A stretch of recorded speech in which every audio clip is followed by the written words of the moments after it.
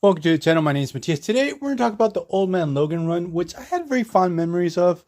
And I recalled that it was pretty solid from front to back. But the other day I sat down and read 2 issues. And I was astounded because it was incredibly mediocre to bad at moments. So we're going to cover issues 14 and 15 and focus on the stuff that really didn't work for me. And the pretty surprising thing is that the writer's Jeff Lemire, who I mostly like his work. So right off the bat, the story starts and we have red flags going up immediately, which involves Vampire Jubilee. And it was just such a weird phase for this character. For a long time, Marvel didn't know what to do with Jubilee. She had been depowered after M-Day, and then she joined the New Warriors, and she had like tech-based powers. I think she used Pym particles and stuff like that, and she was called Wondra. Then Marvel converts her into a vampire, and also during this time, she adopts a little baby that I don't remember how this whole situation happens, but now she's the mother of Shogo.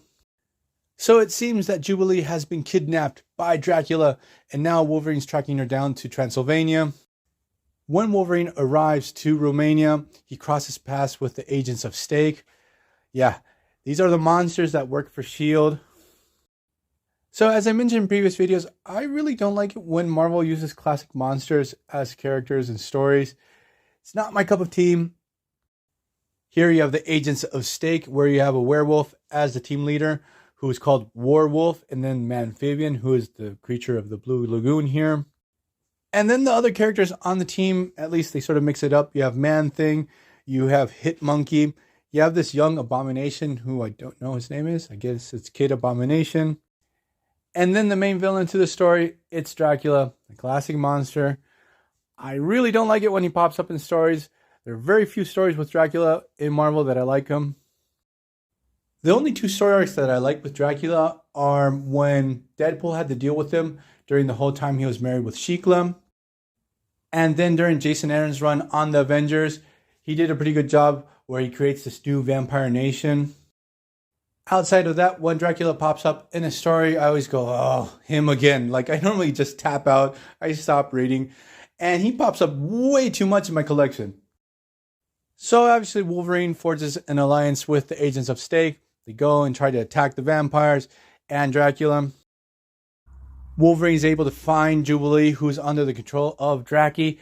But the thing is, Dracula sneaks up behind Wolverine, bites him. We get the cliffhanger. Oh, will Wolverine become a vampire? Oh my, oh dear. Of course he doesn't. He has a healing factor. So what happens is Wolverine and the Agents of Stake get captured. It's daytime now, but everyone's in Dracula's castle. Jubilee is able to break free from Dracula's control and uses the powers of judo to defeat the king of the monsters, Dracula. She basically throws him into Wolverine's claws, and Wolverine just decapitates him. Everything has to be finished super quickly because this is very obviously a filler story. So what happens at the end is now Wolverine tells this Sentinel that used to hang out with the X-Men during this time. It was a weird era of the X-Men when they were living in limbo. To take Dracula's head and just throw it into the sun.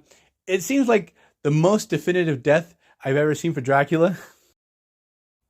But of course, he comes back. He always comes back. So I'm leaving this video here. Hope you guys liked it. Stay away from these issues. Bye.